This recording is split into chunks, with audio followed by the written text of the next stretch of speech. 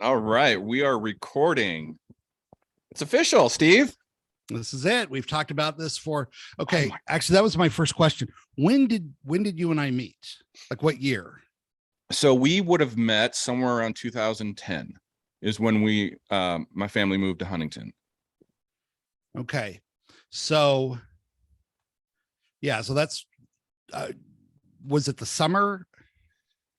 Yes, just You about don't the have to remember summertime. that. Yeah, it's summertime-ish because I know that we were getting ready to register kids for school. You know, there Okay. wasn't like a switch. It was like a summertime moment.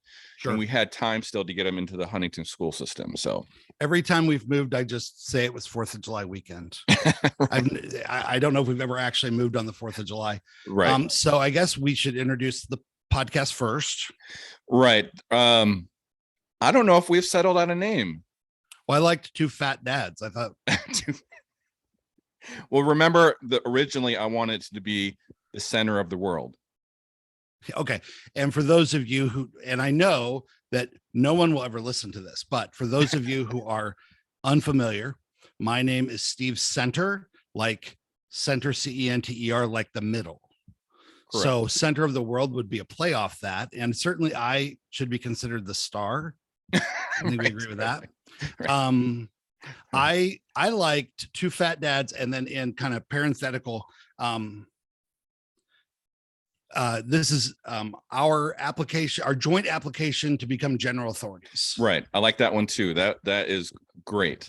Because you know, we are we're wise, we're full of knowledge, we're fair, we're open-minded, loving. None of those that may disqualify us. I just want to say that I think women should be kept in a very particular place, and so yes. Utah. You cut out there a little bit for me, but you know, control their clothing, what they wear, what their hair looks like, right? Well, nobody wants to be tempted, so we should keep track of the ladies. Right. I'm afraid that this okay. So that's all sarcasm, and you know what? People need to get used to it right away. That right away, 98% of what we do is sarcasm. Yeah, I think So so. this for all those who will be listening, because I think we will get a bigger audience. I'm going to share this on my personal page. Huh? You think it's going to be bigger than 0? It's going to be bigger than 0. Yes. Okay. You know, Steve and I, instant kind of bonding, you know, and then we eventually started hanging out, and then it was almost a weekly event, right? Where we were at least. Yeah, at least. And I don't know if I said it or you said it, doesn't really matter, but it was kind of like, man, we should record this. It must have been you. No, I'm not. I didn't mean that in a negative way. I'm just saying, like, you talked about it. You've talked about it a lot for years now. Yeah, for years. And I've even talked to other people about it, doing something with them. And one of those individuals, we were just both single dads. And it's an interesting world. You know, that's my perspective. So some background too on me is I am twice divorced.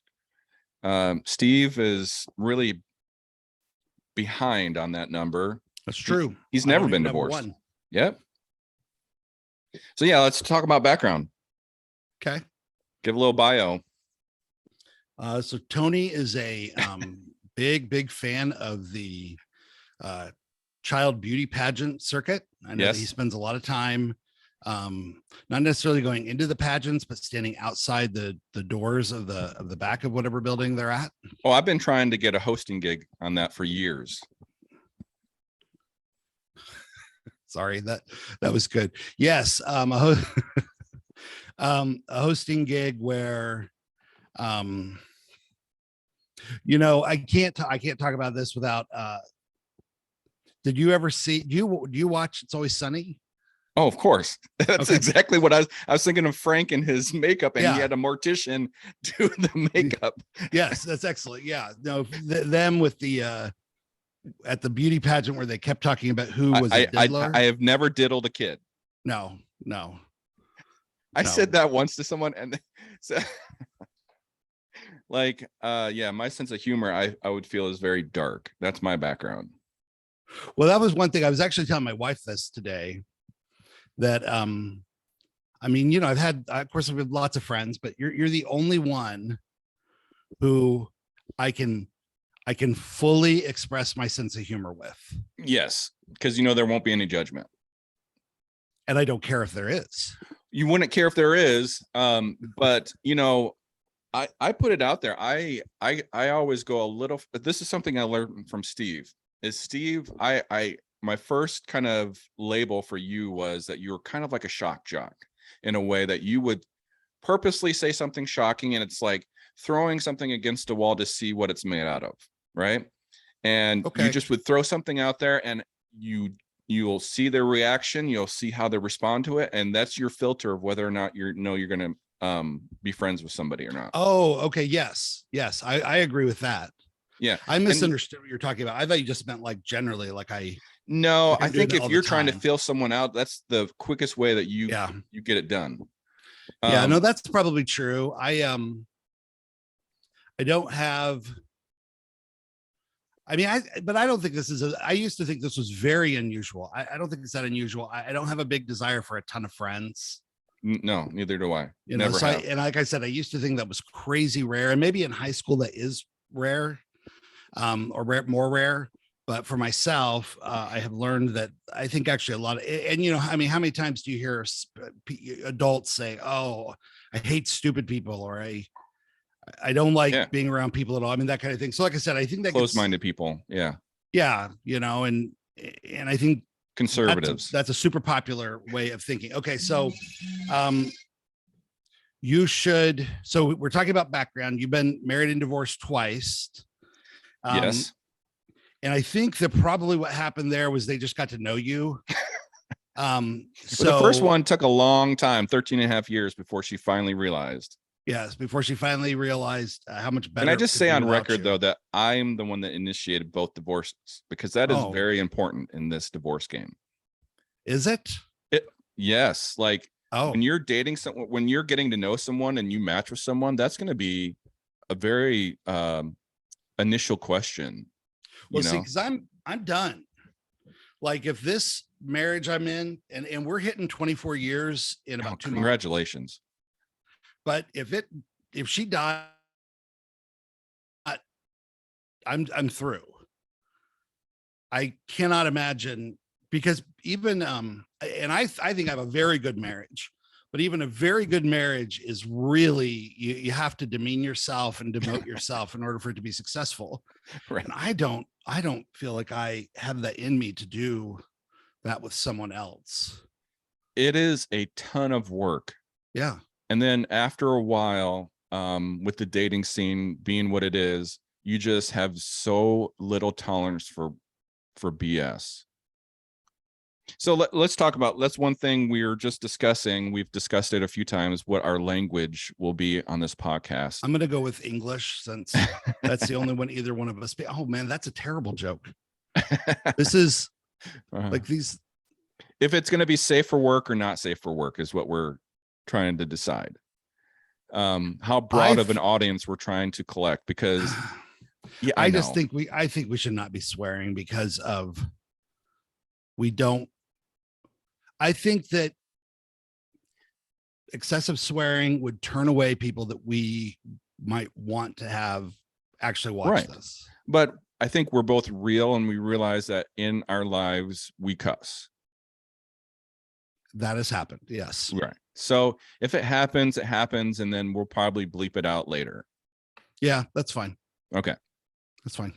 So you start having a very low tolerance, and then you bounce people so quickly, bouncing, ghosting, all these different, You're saying I do? No, I'm saying in the dating world. In the dating world. Oh, okay, yeah. So the work and the effort, like, it's the way things are nowadays is, there's going to be another person, so just bounce. I'm going to keep moving. It's funny that with my wife and I, can I just say her name? That is totally up to you. Yeah, I'm going to say her name, because I won't remember to not. At some point I will. So my wife is Charlotte. Mm-hmm. And with Charlotte and I think we spend a lot of times patting ourselves on the back for just liking each other. because we watched our friends get divorced, and it seems pretty I mean, let's just face it. Pretty Anyone tough. who actually has expressed love towards you, that's a keeper. That's a keeper. You especially. My standard when I got married was she good looking and would she say yes? And that's your Charlotte met standard. both That's of it. those. That's That what was you're it. looking for. No, I was happy that she was Mormon. That was nice. Yeah, that is. Um, So again, there might be people who don't know us, right? Who'll be watching. We're both LDS. I do not think anyone who doesn't know us is going to watch this, but I think we're going to put it out into the universe and see what happens. okay. Right. So we're both LDS. You grew up We in are. the church, right? I did. I'm a convert. It's known as a convert. I joined later in life at 17. Yep. So yeah, we both, when we were younger, we had aspirations to marry someone who was LDS as well. That's true. Yep. Well, You yeah. know, I mean, I'm you wanna terrified get to married at date the temple? non-members. Say that again. I'm terrified to date non-members. I've gone on maybe 2 or 3 dates with non-members, and it's the oddest feeling of just this uneasiness about it, and I don't like it. Well, do you feel like when we talk to other people who are already part of the LDS community, there's a whole lot of mental shorthand that we use. Mhm. And there's this term. Well, I don't want to say this in a way that makes it sound like, hey, Tony, I don't think you know what I'm talking about. But what I'm saying is the idea of archetypes that, when we say something, so say we say like freedom, and then this whole slew of thoughts and feelings come into your mind, and it gives you all this background. And then we talk about 4th of July, for instance. So, as a member of the church, you say families are forever. That's a big deal. And or even temple might be a better example. You say the temple, and it just comes with this flood of experiences that are really kind of, for the most part, shared throughout the community. And when you don't have that, that I could see that being really weird. I could see that being really hard. You have to think about everything you're going to say and everything you're going to share, and explain to them what a ward is. Yeah. And the first here's the first obstacle: premarital sex. That's the big first obstacle. And Yeah. I've actually been like almost yelled at over, like, if I'm vibing with someone, I make sure to say it pretty quickly. I don't advertise it on my profile, but then, if we're having a good back and forth, I'll say, hey, by the way, just so you know, this is something that I believe in. I don't have premarital sex, and they just go crazy. They just can't believe it. Why would somebody do that? Well, I know. Okay. So career-wise, I'm a mental health therapist. Mm-hmm. And so I've been working with children primarily for the last 4 years. Mm-hmm. And like I said, I'm sure this is stuff we'll talk about more as we go forward. But I've done a lot of marriage counseling, and I've done a lot of individual counseling with people. And when somebody would identify it, now, you don't try to talk them into anything morally, religiously that's out of bounds. But if they tell me, oh, I'm very religious, and I would, at some point I would say, especially, if they have a history of bad relationships, I would say, well, you said that you were, whatever. And the Bible does encourage people to not have sex till they're married. And I've had people laugh. I've had people laugh is probably the big one, because I say it in a really nice way.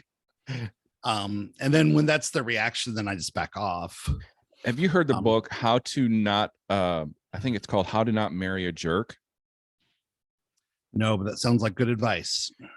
This is the end all. I mean, it's a book, but it's basically don't get physical too quickly, because then you start bonding with somebody, and then you start accepting bad behaviors, and that's how you just miss red flags. That's exactly what happened with my second wife. Not the sex part, but we there was a lot of physical, there was a lot of affection. And well, see, I was starving for it. We're still waiting. Huh? We're still waiting to start the physical. So What are you talking you about? can think about how well we're bonded. 20, we're Oh, and you're still waiting. we're still waiting. And so it's been very bonding for us to not anyway. So Okay. we're kind of going back and forth. So mention marriages. I have 6 kids. You have 3 kids. 3 and a nephew. Yes, an adopted son. So we say 4. Okay. And we have decided, we did talk about this beforehand, that we're going to refer to them by their number. Yeah, I haven't gotten anyone's, I haven't talked to any of my kids about this. I feel fine about talking about the ex-wives because they're exes. I mean, but my kids Sure. are, very much in my life. So yeah, that's fine. And then maybe eventually I'll work them in once I talk to them about it, Well, right. And I've even thought that guests on the show, whatever. Sure. How many episodes do you think we're going to do, given that no one's ever going to watch this? Do you think we're going to? Well, I think we should treat this is our boys' night. This is our virtual boys' night. And, as we, keep going, yeah, we should invite some of our other boys that we usually, Oh, that'd be fun. Yeah. Because one thing that I have always sucked at is long distance relationships, period. Whether it's family, friends, anything. I am not good at it. When you and I were in the same town, best of friends, right? Yes. We both moved away and things just happen. Life happens. It gets harder. I don't have any like bad feelings about it. And I almost feel like sometimes like regret, like I wonder, from like, am I not putting enough effort in? And that's not just with you, with anybody, but my friends are friends for a reason. And it's like, you just pick up where you left off and there's no apologizing. There's no making up for, there's no hard feelings. Right. Agreed. Right. So, since we're on that subject, what have you been up to? So are you talking about personally, like in my personal life? Or so I know you're in a new house now, right? Yes, we moved over this last summer. Yeah. Were you renting that last house this whole time? What now? Were you renting that house this whole time? Yes, that was a rental. So now you're in an ownership. And we treated it like a rental. That's great. And when we moved out, we got a really big bill. Did you really? Well, I mean, it was well deserved. We had I've been there a couple times, so I didn't see anything bad. Well, there was you don't have to go into any of that. There was damage to the wall and carpet, and oh well, that's going to happen. And I don't know. It was a rental, and we weren't. Is what it is. You just don't treat a rental like you do your own house, I guess. So were you able to get into this new house before this real estate craziness and well, it's interesting. We purchased this house from a relative. Gotcha. And so the deal was that they sold it to us for not like a steal or anything like that, but like a good price. Yeah. And they didn't have to show it. Right. They did a good job of getting the house in good shape. They wanted it to appraise for a certain dollar amount. They made improvements to make that happen. But then when we moved in, there were things that they had not done. Like, for instance, the upstairs baseboards were all scuffed. Yeah. They didn't have to deal with any of that. And so that worked out really nicely. And now the real estate market's going to crash a little bit. It will. It has to, right? But we don't care, because it only matters if you're either selling or buying. If you're not doing one of those two things, housing prices are what they are. Right. And then when you start thinking, okay, well, it's time to buy or time to sell, then I just heard on the news, and they actually used Fishers, Indiana as an example, just Indiana in general, that 33% of real estate is being bought up by big businesses, like huge hedge funds. Sure. And they're just buying up left and right, and then they're renting all these properties out to like $2,200 a month, $2,500 a month, just insane prices. Yeah. It's insane. Well, I mean, if there is a reason to buy, It is that your payment will be stable. Like this happened. So this is the second house we purchased. The first house, it was the same thing. When we bought the house, we basically, the house payment was pretty much equal to our rent. Right. But then as rent went up a little bit each year, our house payment stayed pretty much the same. There'd be a little variance based on, things that might come up, but for the most part, the payment was the same. And again, over every year, you're ahead of what renters are having to do. Of course, you're also, our air conditioner broke down a month ago and we had to pay for take care of that ourselves. So right. So when did you move? What year did you move from Huntington? So this is 22. July of 2018 is when we. Oh, really? So years. Wow. Okay. Cause I moved away from Huntington, like, man, I can't even remember. 17. Yeah. I was kind of right before you. Yeah. I think that sounds right. Okay. And then when you moved down, Charlotte had a new job. You had a new job. Well, Charlotte was still with the same. She's been in the same company.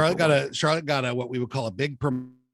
Yeah, that's amazing, right? And then you've been at the same job this whole time. Yeah. Oh, you broke up a little bit. I mean, I am doing really well at the. I did start and finish an MBA. You started and finished that. Yeah. I knew you were thinking about starting it. I didn't know you had done it and finished it. Like I said, my health therapist, but with I talked to my company and it's but we'd like to get bigger and I'd like to be a part of that. I mean, my other option would have been to start my own, which why? If I've got one already and so they put me now again, we're a small responsibilities do not consume a full week. But I'm still doing therapy. But I eventually would like to, and I made this pretty clear to them. When our executive director retires, I'd like to take over. I just got a message from Zoom that our session is going to end in about 10 minutes unless I upgrade to Pro. Well, should I upgrade to Pro? Let's just pause right here for a second, and then I'll upgrade, and then we'll continue on. Okay, we're pausing. All right, we're back.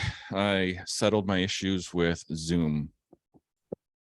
Gave them, and we are just for the record, we are keeping the 30 minutes we just did. Yeah, the drivel. I was unimpressed with my performance. I was wondering, I kept thinking, should I really try to be myself, or should I be like this, a television version of myself? Yeah, that was it. That was the problem. You were being a television version of yourself. I don't know. I've had aspirations of being a stand-up, but I can't do it. I can think of the jokes. I love comedy, but I just don't have the personality to get up there on stage and, I'd had to come up with like a character. Well, I'm really funny in terms of like during conversations. You're good at smack talk. I'm good at smack talk, but I'm not funny. Like I could not actually get up and I could not get up and do stand up. No, I mean, there's a difference between like intellectual comedy and physical comedy, and there's all different genres of comedy. I think if there's one comedian that I give myself being akin to, it's probably George Carlin. I mean, I think yes, exactly. It's so like funny you say that. Spirit brothers. I was going to start this podcast in the spirit of George Carlin and ask you about, the 7 words we're not supposed to use on television or radio or whatever his bit was, right? Yes. So I am working. I don't like, one of the nice things about being a therapist is you don't ever talk about yourself. Well, you should. But I am interested in what you're doing, and I am interested in talking about some of the things I'm working on. So, okay, here's the thing about Steve is, yeah, he listens to people's problems every day. And so when we had boys night, I mean, I had problems and things I wanted to talk about. And it was just like, I felt like you were like, oh, I'm still at work. I don't want to be at work. I don't want to hear about your problems. I never felt that way. Well, I mean, okay. Again, it was I think I got the 2 second therapy, where it's just like, yeah, you just straight to it, like, yeah, it is hard, since that's what you do every day. It's like, the advice I've always been given: don't ever buy a car from the mechanic. And you think that's backwards, right? Because of course their car is kept up, and no, he doesn't want to work on it. He or she, sure, they don't want to work on it. So it's usually dilapidated in poor condition. I do have some things though that kind of like your life. Yeah, just like my life. I do have some. You were on a podcast for LDS singles. I was twice, actually. Does that still exist? Yeah, they do it. They've been going. They do it every week. They don't have a massive audience, but I see why. Because I've on it twice, or no, because I disagreed with about half of what they said.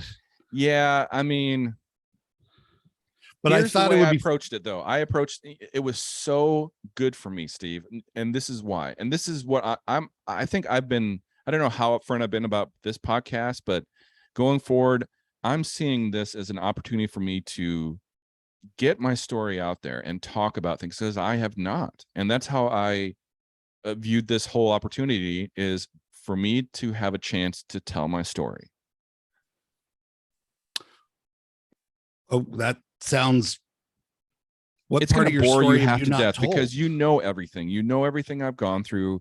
Oh, So it's gonna be a repeat. I mean, there's new things, but the thing is, it's like, even though they're new events, the root of it all. So it's Sure. not really necessarily new. It's just, there's things that happen all the time.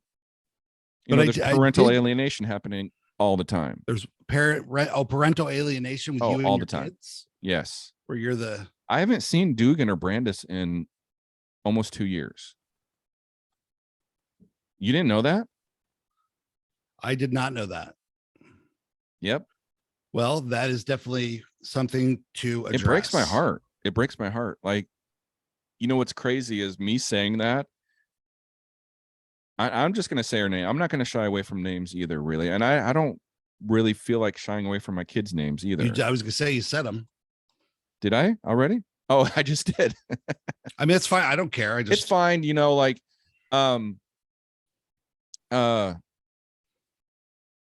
I was going to say was, I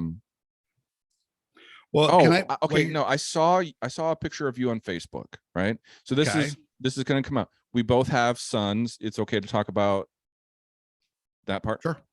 We both have gay sons. Yep. And I saw your post, and my post celebrating Pride. Pride Day. Yes. Amazing. I to be honest, I was completely jealous. Not bad, in a very bad way. I just thought, man, I wish that was me and Dugan. Well, let me tell you, I want to tell you something then that did happen. And I'm disappointed. I had hoped that it would bear some fruit. Do you know that Camden, who is my son, who is gay, him and Dugan talk all the time? I did not know that. And Camden told me that Dugan, that you found out about him being gay by looking at his phone. False. Which we knew that. I mean, I knew that was what he said. And I told Camden, I said, Camden, we knew Dugan was gay when he was a little boy. Yes.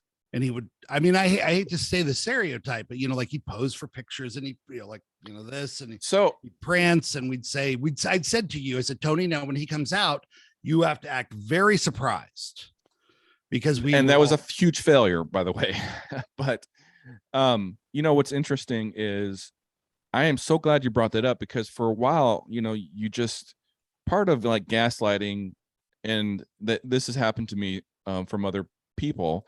You start kind of going a little crazy. You start questioning everything. But I know I talked to you about it way before We Dugan talked ever about came it out. many times. Oh 'Cause yeah. it was, I mean, I don't want to say it was, Well, we Sarah didn't wouldn't. care. We Sarah didn't wouldn't. care. No, Sarah wouldn't. Sarah is No, I mean, awful. yeah. And that's the thing that pisses me off is, you know, like I was prepared and ready to accept him, love him. You know, I credit Dugan with a ton of my change, my personal change. You know, I'm just going to say it. I feel like I went from a conservative Republican to, I wouldn't say all the way like liberal Democrat, because that was the only two options really I felt like back in the day. But as soon as I was started learning about libertarianism, I'm like, okay, that's where I'm at. You know, that's kind of where I'm at, and I feel like I can kind of go both ways. But man, he changed everything for me, and I love him for it. And I was ready for it. And thanks to you too, to be able to talk about it. And you gave me an opportunity, an environment to talk about it. That was huge. That was just huge. But so I told Camden to tell Dugan that. And Dugan, I do not, maybe I don't even know if, you know what? I don't even know if Camden did tell him. You know, yeah. So Dugan and I had this talk, and Dugan was like, that's not true, because I didn't even know I was gay back then. I'm like, well, I did, you know, and it wasn't necessarily the stereotyping. It was more than that. And I'm going to go farther and say it felt like revelation that Sure. that only parents can get, right? Sure. And I just felt like, okay, I'll think about this. I'll at least in my mind start accepting and thinking that this is a possibility, and then how will I react? And at first, you know what? Again, I'll be straight up. I don't feel like hiding anything in this podcast.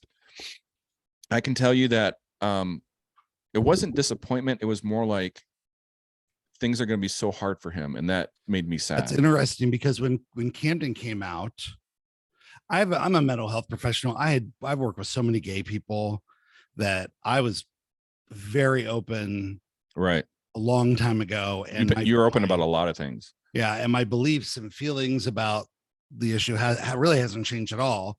But I would find myself having nightmares about people being mean to him. Right. Yeah. You know, right.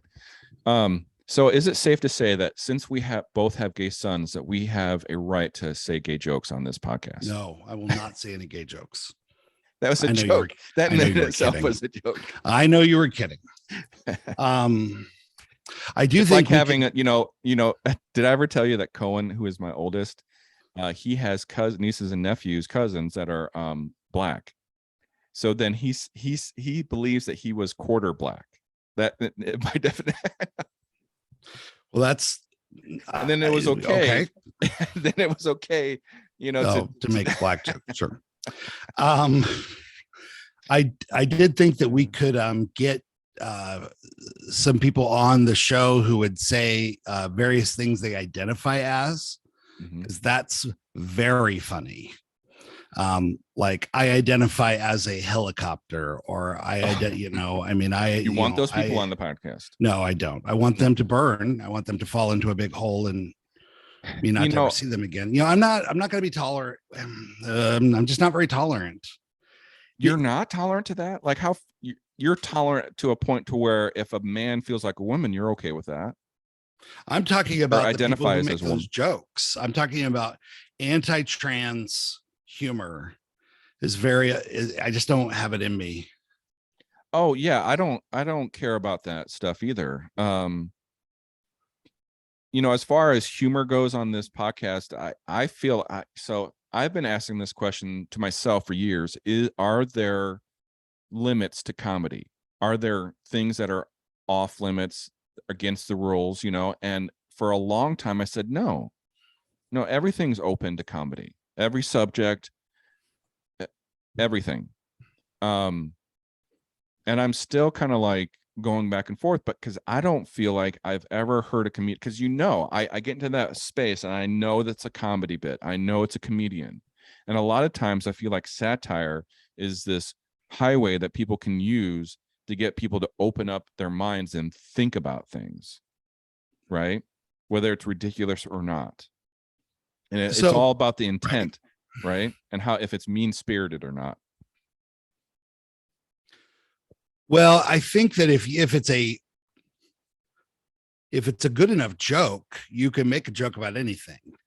Yes, and that's what I respect. I respect the craft of comedy, right?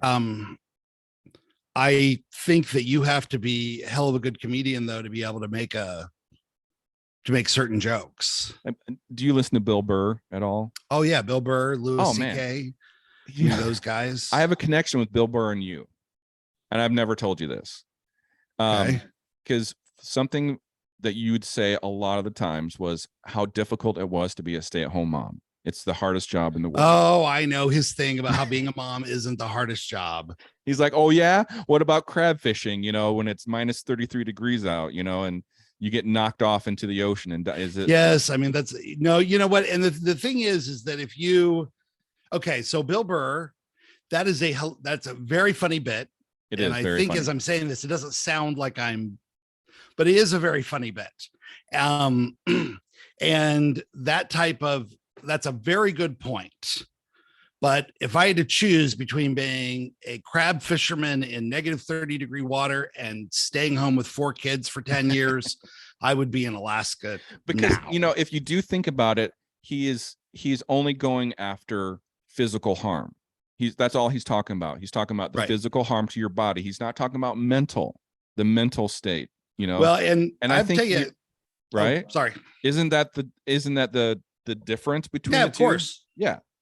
So I can't tell you how many women I've had come see me over the years who are stay-at-home moms. Yeah. And I would say to them, the cure for what you have is to stop having more kids and have those kids get older. Yeah. Right. Life begins in a joyful way when you're done having children. Right. Because then you could start making actual plans. Like, it just came to my mind. With my divorce, one of the things, obviously there's all this pain and all this trauma and all this bad things, it's horrible because you and Charlie were our best friends, and it was rare to actually like both couples, in all the individuals in that friendship is very rare.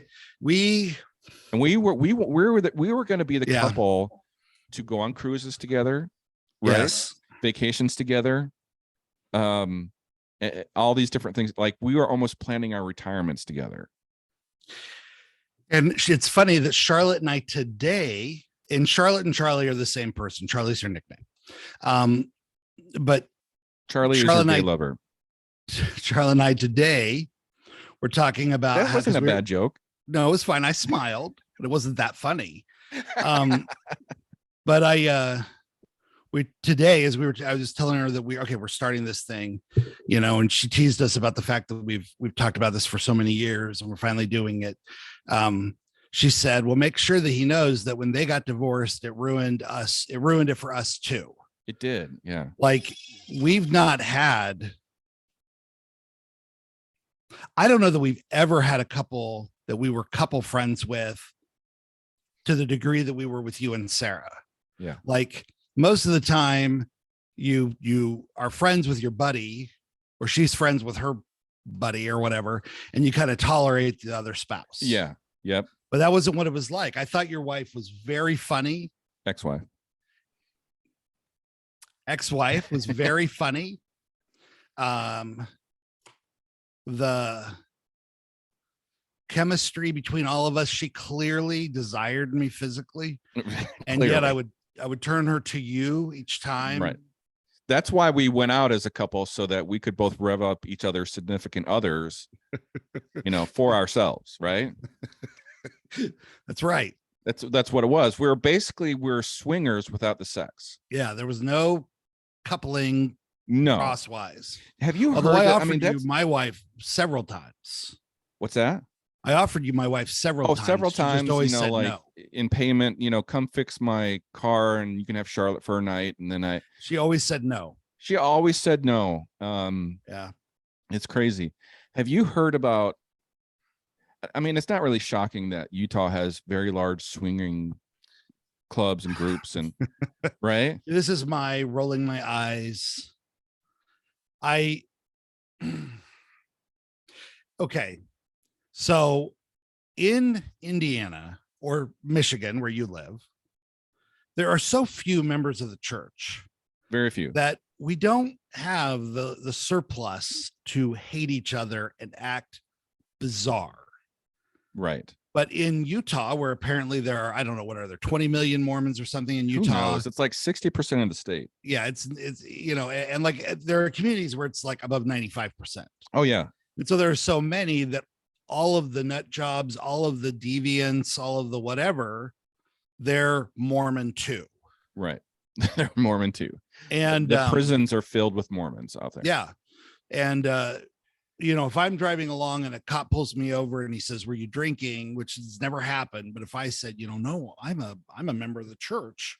Yeah. I mean, he would not know what I was talking about, but I would know. Well, I'm a member of the church. Of course I'm not drinking. What's interesting is, I'm going to reference all of my dating experiences. I mean, many times. Good. Are you going to be posting any nudes that you were sent? Like, do you have I don't ask, I know you think it doesn't happen. I am convinced that you have a secret file somewhere on either your computer or phone full of pictures of women who just apparently do this. Now, it's just your mom. It's just filled with pictures of your mom. Well, my mom has aged poorly over the last 10 years. So that's what I like. That's what I'm into. So for a little bit of context about myself, when my wife and I were married, when we got married, mm-hmm. There was no texting. No. And there was not even emails, really. We emailed. I had a Hotmail account, and she probably AOL account. Let's be honest. It was Hotmail. And she said to herself, "What kind of return missionary calls himself a hot male?" Yeah, Sarah had that same experience once at Sears. It was great, and of course, it's spelled differently, but we're not pointing that out to her. Well, yeah, that was. Let me finish that. We were at Sears, and that was new, where you could sign up your email. Is very new thing, And whatever her email was, it was at Hotmail, and the lady wrote out HOTMALE, and Sarah was like, "No." Yeah. Who would? Who would? I saw pictures of you back in the day, and you would have been considered a hot male. So we are when we talk about online dating and sexting, texting. It's so crazy. I don't mean to sound like an old person, but none of that was a thing. Okay, so let me tell you my story. Right? Yes. It really has not happened as much as you think. Because first of all, I've learned to not ask, and I have never asked for nudes. This is the experience. This is my very first experience. I was very freshly divorced. It was literally actually conference weekend, and conference weekend is actually the most popular time for online dating. Like, people get on in between sessions, like in the church. Yeah, in the church. So there is an online dating app called Mutual. They call it Mutual, right? I'm familiar with it. But back in the day, it was like LDS Planet and LDS Singles, whatever, all these different ones. And I can't remember which one I was on, but the first thing was how disappointed I was that there was absolutely no single person to date within our area. There was no one. Even 3 states away, there was no one. So I had matched with this girl, and I was actually really excited. I was like, wow, I finally matched with someone. She was in Utah. And we were texting back and forth all conference week. And I was actually really stoked about it, because I was like, I have someone to talk to, and we can sit there and watch the conference talks and talk about it. And she only had one picture on her profile. And I remember that because, again, very innocently, "Hey, do you have any more pictures of yourself? Can I have some more pictures of you?" And then boom, nudes. No. Yes, boom, just right there like that. And I was like, No, that's not Hold what I on. want. That's not what I was asking for. So you just said, can I have some pictures of you? And she is, so is that like does that question mean send me nudes?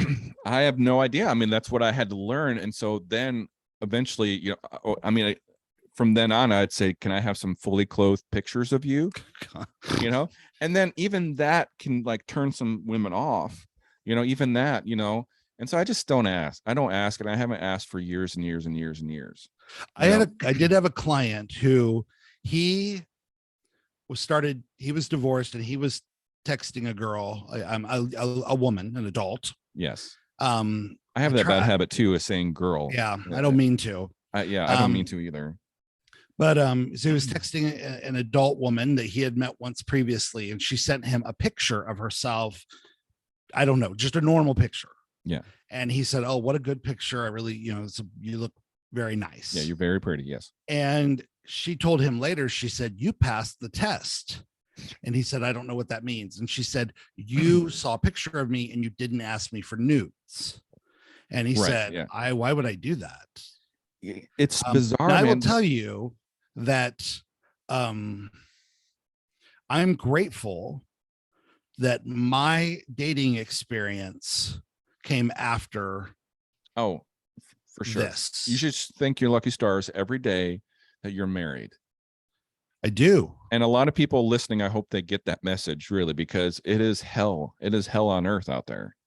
It's not, there's no grass is green. The grass is not greener. Well, here's the thing though. That's true. But being in a high conflict marriage.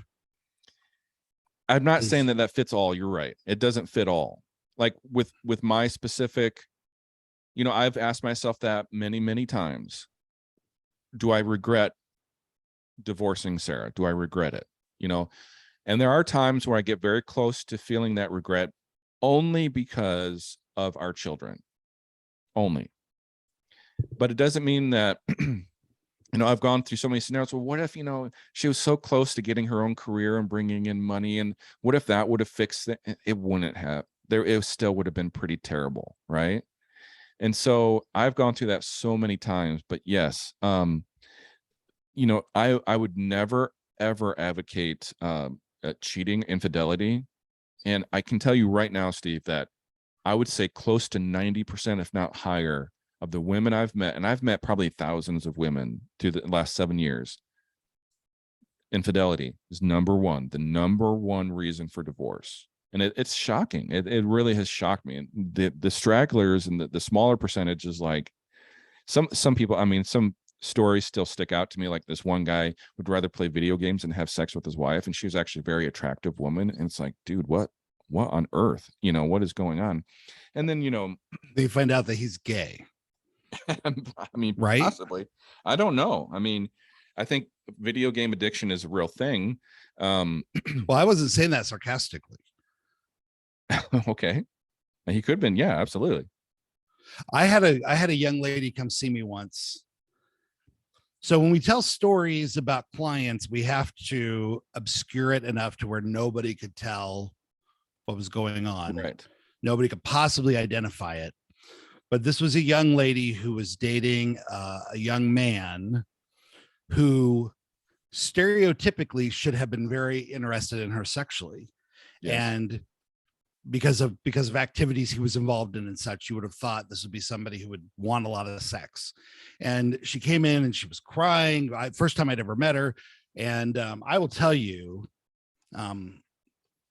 she was a very pretty girl. And so she's telling me about the boyfriend and how all the things he'd rather do besides have sex with her. And it was just so much rejection. And I'm sitting there listening. And after about 10 minutes, I go, now, I'm pretty sure your boyfriend is gay. And she goes, what? And I go, I'm pretty sure your boyfriend is gay. She goes, I said, is he very religious? Is that why he doesn't want to sleep with you? And she goes, no, he's not religious at all. And I said, well, what kind of things would he rather do? And she said, I don't know. He hangs out with especially this one friend in particular. They do. And I go, and it was a miracle moment as she started going through all these things. She goes, well, he does X, Y, and Z, and she goes, I think maybe he is gay. What if you planted the seed though? To make him gay? You can't make somebody gay. So, I mean, I'm thinking of couldn't there be a possibility of a porn addiction at that point? Wouldn't porn make you want to do it, especially at 18? I don't know if it increases. I gotta tell you, man, if I see people in a television show or movie like kissing heavy, I immediately want to break my vow of chastity. With your own wife, you want to break with my own wife. Is that the role play? Do you guys, role play? Kind of like, dude. Okay, here's the thing about role play. Okay, so I can't act. I can't. Oh, I know.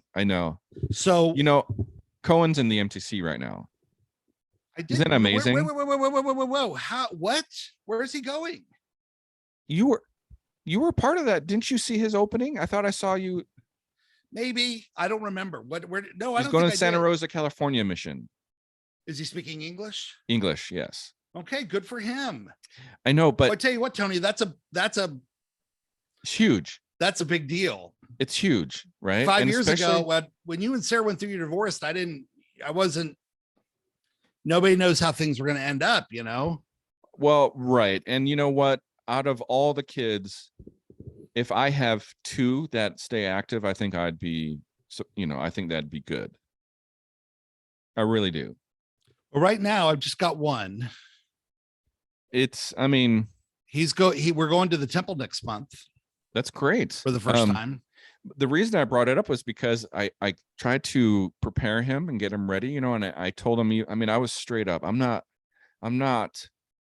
give both sides, this is great. You're going to love this. And this is going to be tough. And one of those things was role playing. I hated role playing. Oh, you mean in the MTC? Yes. Because these, not just in the MTC, I didn't see as much in the MTC, but on my mission. And, inevitably you'd have a senior missionary throw this curveball at you. Crazy. And just because they thought they were smart or, whatever. And you'd be like, really? And they'd go, no, I went through this. This is a real life scenario. Like, you got to answer it. Like, whatever. It's not natural anyways. I never performed well. And because I didn't perform well, I wasn't in high regards. Right. Here's why I wasn't in high regard. Because you used to watch people have sex. Not on my mission. No, I came to realize this was an anxiety. This was a symptom of anxiety. Mm-hmm. But I'd be sitting in those meetings and go, oh my gosh, missionary meetings are so overly serious. Yeah. You got 30 idiots in a room, and the mission president, and he's talking about something and everybody's acting all solemn, and I would start laughing. Oh. The pressure of that moment of having those people, and they always put the chairs as close together as they possibly could. My kids are laughers with anxiety. Yeah. So I would laugh, and then I would spend the rest of the meeting trying not to laugh, except that I should have just laughed. And my little quip earlier about watching people have sex was not a reference to pornography. It was a reference to one of your craziest stories that you have from your mission. Well, I knew what you were referencing. But you don't want to talk about it. Well, I'll talk about it. So it just is important that people understand that this was not on purpose. It was not. That's our apartment complex had a workout room. Okay. And the workout room had a big window, and outside the window was a like a pool, hot swimming tub pool. Yeah. And so we were in there working out. Well, we liked to work out because there were a lot of outdoor lights. We liked to work out with the lights off. It wasn't like pitch black. It was just less light. It was probably 5, 6 a.m. in the morning or whatever. It was very early in the morning. Yeah. And so we just didn't have the lights on, and the sun was starting to come up. And so there was some light in, and then two couples come walking down to the pool. And we couldn't imagine. We weren't really watching them or anything. We were just kind of doing our thing. I was on the elliptical machine, and I don't remember what the companion was doing. And after a couple of minutes, and I was the first to notice it. I go, "Hey, Elder, what are they doing?" And he looks and It's immediately like they're wrestling. knew what they were doing. Right. And we kind of looked at each other, and they're making the beast with two backs. We said, we got to get out of here, except the only door opened into the pool area. Right, and I wasn't going to walk through that. Hey guys, just hold on. Give me a second. Just turned away from it and prayed. So we were like, and then we started thinking, oh my God, oh my goodness, my apologies. They're going to see us at some point, and they're going to think we were spying on them. I could not imagine. Like, we are going to get, I'm going to get sent home over this. I could not imagine. Like, I'm feeling the terror. I'm feeling. So we sat down with our backs to the wall where the window was right above our head. Right. And we were pretending that neither of us were thinking about what was going on out there. Awful situation. So yes, that did happen on my mission. It's not something, because I don't know. It sounds made up. Right. It's fine. Like, I just wanted to clarify my reference. And what I love is we know a lot about each other, right? We do. And yeah, I don't feel a need for secrets, but if we ever get on a subject you don't want to talk about, just say, I don't want to talk about that. And plus we do have editing power, right? I don't know that I have very many subjects I don't want to talk about. I know that's usually how you are. What I love, okay. I'm trying to label you, but I think you would agree with this, that you aren't easily embarrassed. Yeah, it almost seemed like something you were proud of, right? I don't. Yeah, I mean, that's probably true. I really don't get embarrassed. I guess if I tried to sing in front of a bunch of people, right, that would be embarrassing. Okay. So do you remember? So I had tried several times to embarrass you and failed, right? Okay. Do you remember the one time I did succeed, which was at Applebee's? My daughters just came back. I'm still, we're recording right now. Okay. We had a waitress, a very attractive young lady. And I believe, if I remember right, she might have been a student of yours at one time, because you used to substitute teach at Ivy Tech, right? Yeah, adjunct. Yeah. Adjunct. And she had a tattoo on her lip. Oh gosh, I do remember that. Yes. Okay. I feel like that was the one and only time. Well, we should tell the story. Well, right, but so go ahead. What's the setup? Because all I remember is she came up and we asked about it, right? Well, I did not. So we were, yes, this was a very nice young lady, and she was married with a child or two. Are you sure about all that? Well, you would have known, but I don't remember any of that. Yeah, no, I saw her and her husband. I mean, yeah, no, okay. I mean, I wasn't trying to hit on her, but what I was trying to do was embarrass you. That was my point. And it worked. Yeah, because but it was because okay. So here's what happened. So she was our waitress, and she's we'd be at Applebee. We were in a very tiny town, and so Applebee's was like the place. It was the place. It was the only place. Yeah, it was the only place. So we're there, and we were talking. It wasn't any big deal, and then somehow the subject of tattoos came up. And I always say, and this is, I could never get a tattoo because I can't think of anything I would not eventually get tired of. Exactly. Right. So I made that joke, and she showed us a couple of her tattoos. And I mean, they were like in very obvious places. And one of them was on the back of her neck, and it was a symbol or something like Chinese symbol, Japanese symbol, whatever it was. Yeah. And you said, now, what does that mean? And she said, love fearlessly. And you said, quote, is that like an instruction manual? And I was mortified that you had said this to this young lady. She wasn't that young. Come on. She was in her 20s. Yeah, she could serve alcohol. Come on, it's not that bad. But anyway, and for whatever reason, that was, I found that very embarrassing. That was a very embarrassing moment. But it was, was laughing just like partly. I think part of it is, though, like with my students, I always tried so hard to be like just like with clients, distant and professional. I didn't want to. I am to this day still proud of myself. Yes, very proud of myself. That was quite a moment. Quite a moment. So we've kind of been going around about, is there anything in particular we should finish up with? Yeah, I don't know. We're getting close to our time limit. We're going to try to keep these between 45 and an hour. You know, no one's going to, like you said, who's going to watch it and who's going to spend more than an hour listening to us too. Right. Right. I won't be.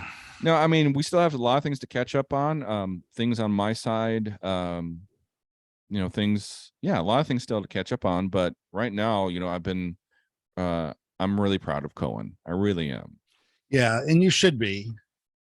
And like I said, my son Brett is going through the temple next month. Brett was not allowed to go on a mission because of his health. Mm-hmm. Saying not allowed is, they raised here's what I know. They raised the bar. Right.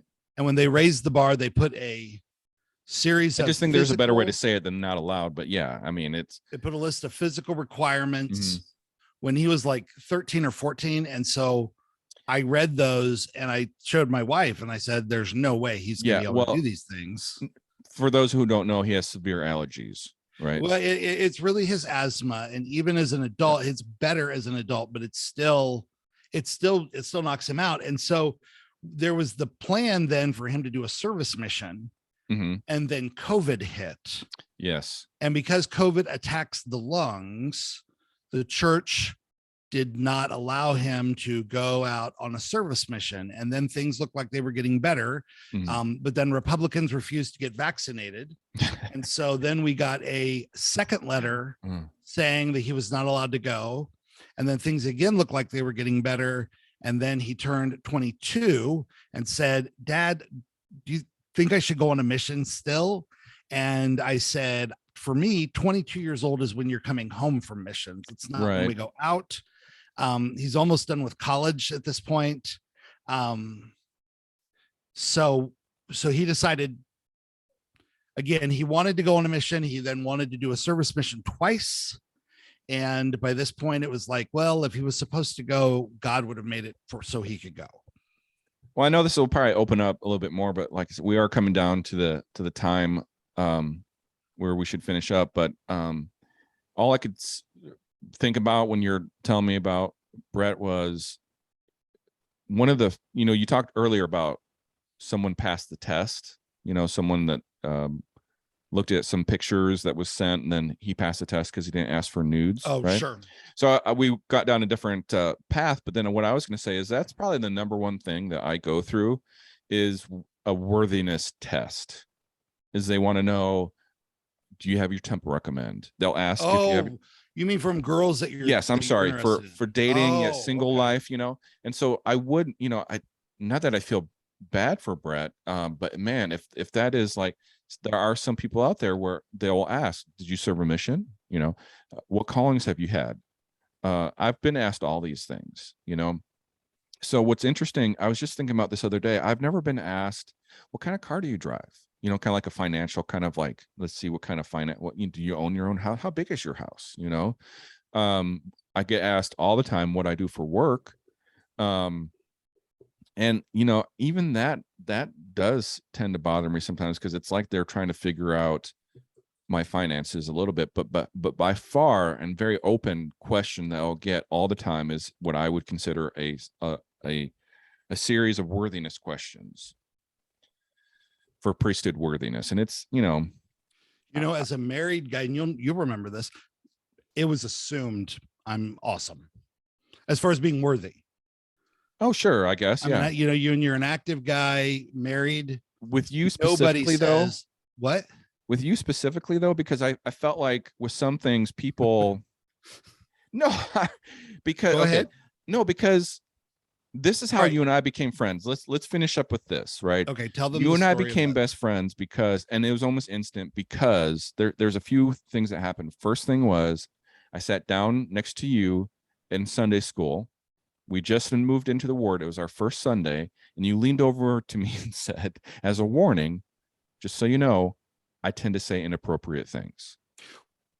And I meant, I was kind of teasing. Right. And also saying like, you know, like I sometimes talk too much in gospel doctrine. I was not saying like, I'm going to say something off color. But the reason I say that and bring that up, because I loved it. I mean, I was instantly like, You told me that your first thought was that I was going inactive. Oh, you're right. You're right. At first, when I didn't know you, I'm like, it wasn't then though. It was not right then. Right then in that moment, I was like, I'm gonna like this guy. Like I dig this guy. It was more so when we were doing our boys' nights and you talked about that. I was like shocked about some of the subjects and things we talked about. And then is when I worried about you being an apostate. So the second thing I think bonded us was when your car broke down on the highway, right? That's funny. I was thinking about the same thing. So I'm going to tell this story very quickly. I'm driving home and I drove a Buick. It was like a Buick something. Regal. Who even knows? I've had so many not very good cars. I drive a good car today. POS cars. We can say yes, POS. I drive a very reliable car. But I drive. Okay, so it breaks down. Mm-hmm. And I don't have any idea what's wrong. And right. I didn't know who to call. And you had told me that you work on cars. And this is back when it was 12 years ago. So we didn't have nearly as much money, you know. You were working 2 or 3 jobs then. Yeah, it was a different Charlotte was time. still at home, right? Yes. And anyway, so I called you and said, hey, can you come and help me? And immediately you came and you grabbed my bag of tools, and I went and met you, and your serpentine belt had broke. Easy fix. And you fixed it. Yep, right there on I-69. Yes, we ran, which is appropriate for our friendship, right? And that was a thing. You got that joke, right? Is Highway I-69 very appropriate for our friendship? Yes, very appropriate for our friendship. Okay. Yeah, so we, through a series of events, I really felt like you're one of those people in my life that I was meant to meet. And you I mean, you did wonderful things for my life and for my marriage, for my family. Gave me all true. Yeah, well, I mean, you gave me this, again, I'll say it again, that you gave me this environment of openness and being able to talk about anything. And I knew I wasn't going to be, I'm sure there's like a few, I don't feel like I ever said anything and you were like, oh my gosh, Tony, like, I can't believe you just said that, Yeah, no, you just don't have that personality. But actually, okay, so I want to close with this really quick. That goes back to what I was saying about that singles podcast. At some point, I would love to talk to at least one of them and have them like list out some of their assumptions about marriage and relationships so that I can correct. I've been trying to get you on that podcast. I mean, well, right now it's going to be impossible because they actually just wrangled a therapist, a single guy who's a therapist, and he's like he does everything for them in that regard. Well, again, I wasn't really that interested in doing that. Well, you were a little bit back in the day, but I thought you would have. I mean, I probably at one when it'd be great, like one thing. Okay, so to end with, I thought I lost my train of thought of where I was going with some things, but that's okay. Oh, I'm sorry, I interrupted. Oh, no, this is going to happen. Like, I just hope it doesn't frustrate people. Like, oh, he was going somewhere with a question or something. But we're going to talk about, this was more of like, this is our introduction. This kind of, we're making some introductions, some backgrounds, even though we didn't go through everything. Of course, we've got plenty of time, plenty of opportunities to talk about our backgrounds, but going forward, we're just going to talk about, probably news events, things that are going on in the world. Okay. Things that have happened maybe throughout the week, just like a regular boys' night. We just catch up and talk about things. We probably won't get too personal about certain things, right? Because with boys' nights, we had some privacy, obviously. Yeah, right? And I mean, I'm not going to say things that would get me in hot water with. No, and no one would ever expect that, right? But eventually, I would love to even I thought about even playing essentially some games. Like, I am really, really good. So you could show me the profile of somebody and block out where their location is. And I can tell you if they're from Utah or not. Okay. Just from pictures and their profile bio. I like can the tell. big Y. Oh, You see well, the big Y and you go, that person's well, that could give it away, but man, I'm just really good at it. And it's shocking how different it is, a Utah profile versus, somewhere else in the States or the world. Okay, Tony. So are you going to edit this and put it online? You know what? I don't have any way of really editing it. So we'll end the recording here soon, and then eventually I maybe will have my son reach out to you because he can edit things. Yeah, I have no software is what I'm trying to say. I have no ability to do it. It's not that I can't. Okay. I will have Brett, who is and for any single ladies who might be listening, Brett is 22, very handsome, and getting ready to finish a degree in computer science. He's has the ability to make any amount of money he wishes to make. Yeah, he's going to be doing really well. We're really happy, and hopefully he will leave soon. Mm-hmm. Get out of our house. We actually have that goal for all 4 kids. We want them all to leave. Of course. It was good catching up with you, man. It was, and we will do this again next week. Hopefully once a week at least. Now, are we going to do are you going to do individual things that you'll post up? An individual podcast? Yeah, like an individual podcast? No. No one has. No. I couldn't do it. Okay. I might bounce off of somebody. No, I might. And again, I expect that people will see this face and immediately move to some other channel, but we'll just, again, I have some things I'm working on for my own sake. We're going to get people hooked on your intellect. Okay. That's about all you have to offer. That's probably true. And you know what? We need to open up this podcast to ribbing each other because that's what we're good at. I did have this thought about doing it shirtless because I know that hairy fat men they're called teddy bears. Oh, and yes. That there's an element that's very attracted to that. Let's end on this note that I know that there is someone for everyone. 100%. Yep. Always. There's someone out there that will love all of this. All right, Tony. Good seeing you, man. We're gonna have to come up with an official podcast name too. Well, I hope that President Nelson sees this and says to himself, "There's 2 guys who need to be in area presidencies in the Midwest." Because I won't move. We could be general authorities in Florida because the standards are very low. We could be stake presidents in Florida, and I have stories about that. All right, man. Good seeing you. Take care. Bye.